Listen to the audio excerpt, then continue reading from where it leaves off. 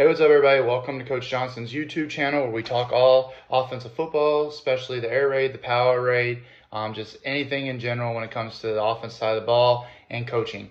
So, had a lot of great feedback from getting the template from our call sheet about our practice schedule. So now, kind of the finishing touches I've gotten a lot of questions about is how we signal or do play calls. So, today's video is going to be about how we set up our wristband.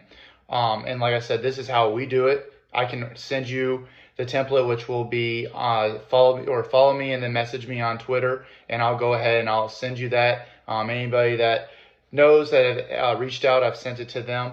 And so you can manipulate any different way that you want. I'm just going to go through and explain how we kind of do it. And I hope that this helps you out.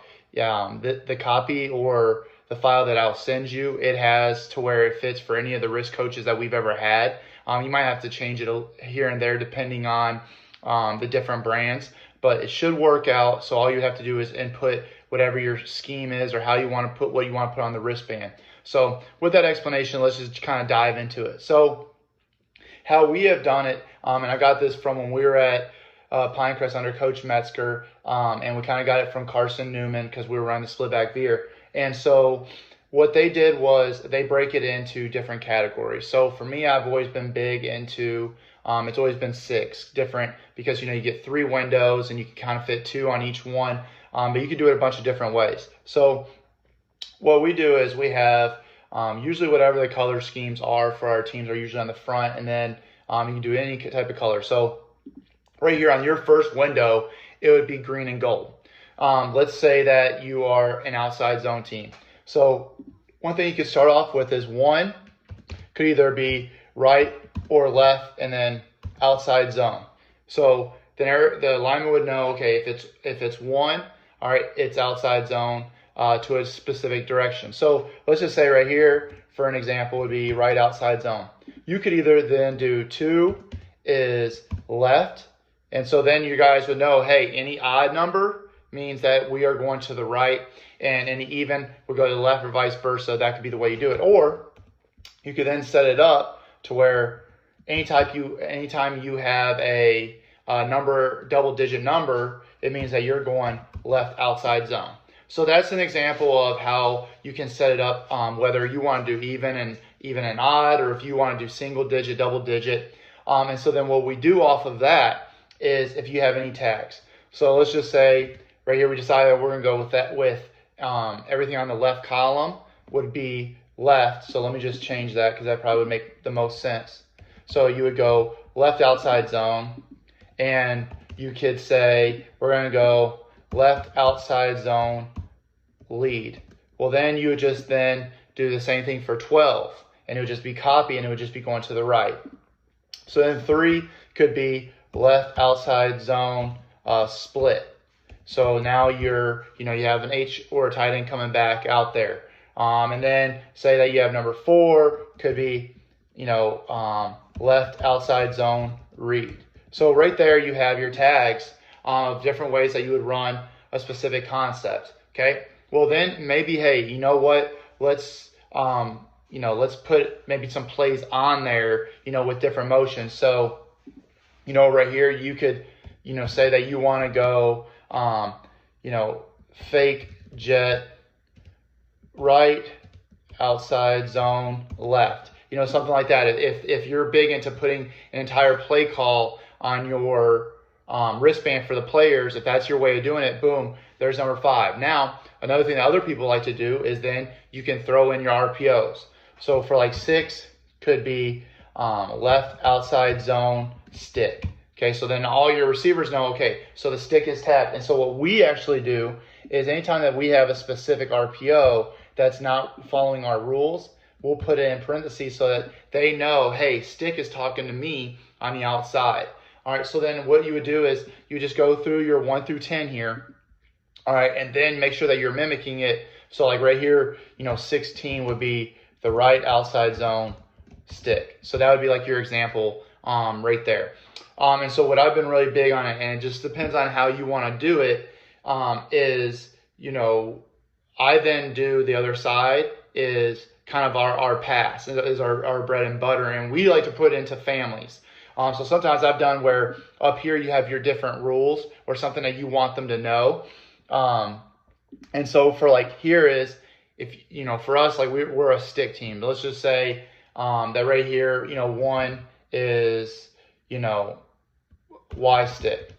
All right, and then you could go and do any type of tag. So like say that you have 4 different ways of running it. So then you would have your 2, you could go boom, boom, boom, and then your 4th one would be the famous, we got this, you got the shock, stick shock. So right there, the stick shock is with the slot fade. That's been the famous one. So now you have those that you could just fill out, and then obviously 2 and 3 would be a different one. So gold could be for you, it could be all your quick games. So then, you can do with 1, 2, 3, 4 that way, or you can do it right here. So then this would actually end up being 12 if you want to follow the same way. It's whatever you want to do, whatever is going to help it. But right here, what you have is you have 10 on each one. So that's 20 different things that you could put on each one of those. So this was all your quick game, 19, 10 could be, could be smash right. And 20 would be, smash left, for your receiver. So that's one way that you could do it.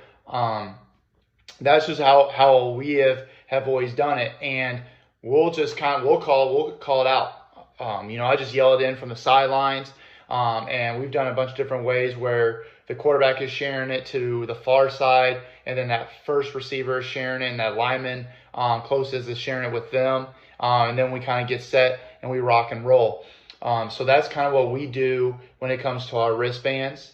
And so then what I love about this is now let's go a step further, and now let's take this into our call sheet. So right here, green, if you wanted to mix and match it, so let's just say that our first run right here where we show it as buck sweep. So let's just say that you're an outside zone team. Okay, well now all of a sudden you have, let's do spread, and now you can simply say, because hey, now you don't have to be so wordy, is that outside zone to the left is 1. You can go spread green 1, and now all of a sudden, boom, look at how much of that, where instead of putting it all the way out there, and having to put in, spread, outside zone left, and I know it doesn't look worried, but then to know it green 1, you could do it that way, or just super simple is just green 1. You don't have to, you already know you're running outside zone because it's right here. So that's a way that allows us to now put it into off of our wristbands, and now I could just be out there in our ICF formation, and we could just say spread, and then just boom, boom, boom, and go with that. Because what I'll do is I'll put a cutout of this wristband will then be on the back side of our call sheet, because when you see our call sheet and we print it out, okay, yes, we have it like 2 different pages. And then what I'll do is I'll then put that cutout will be right here, kind of cut by the different cover beaters.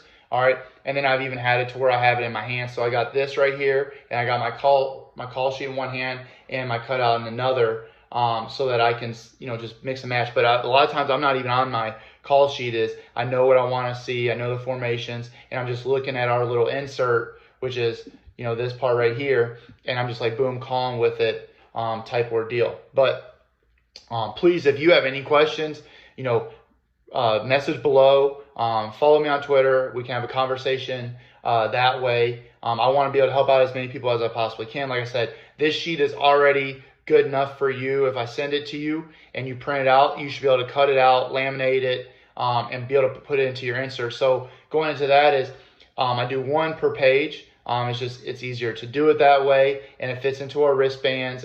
So what I like to do is I like to print it, cut it out, cut it between, and then laminate it, and then I cut the 3 different parts in, and then I stuff it. So it can be quite the process, and make sure that you proofread, make sure you do all that. But like I said, hit me up and I will send you this. I'll also continue to still send the call sheet if you're interested in that.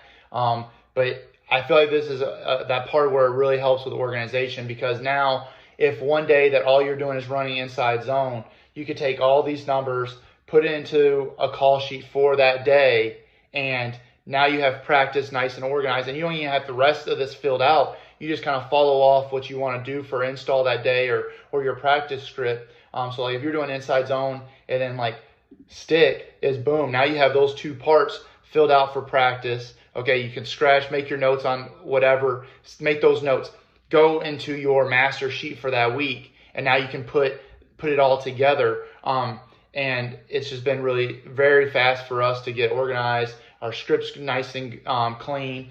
Our wristbands are super simple for the kids. Once you teach them how you're either going to signal it or you're going to yell it in, they understand that it's put into families. And there's been, if you only have it a certain minute, certain different ways, you can just put it, 5 different ways, and then you go 1 through 5, and then 11 through 15, and then you can kind of do it again so that you have at least 2 ways of calling it if you're worried about somebody picking up on it and if you don't have a bunch of different tags. But please like this. Please let me know anything else that you want to see from how we organize things here at Green Hope, and how we organize our offense here in the Power Raid. So I've showed you our practice schedule. I've showed you the call sheet, showed you the wristbands. So if there's anything else that you would like to see or like to know, like I said, hit me up on Twitter. Make a comment underneath this YouTube video. Let me know what you're thinking. If you have any questions or if you have any way that you do it, just share it with me. But I'm just wanting to help out as best as I can with things that are ready to go, so we can go super fast and so you can be nice and organized. So coaches, don't be afraid to reach out, because I will send you all the materials I possibly can now that we're getting, it's getting serious into practice for football, and this is a great way to implement and to get organized really quickly. So hope you enjoyed this video, and I will be ready to coach up in one more week. Hope everything's going well for everybody in their program, and have a great day.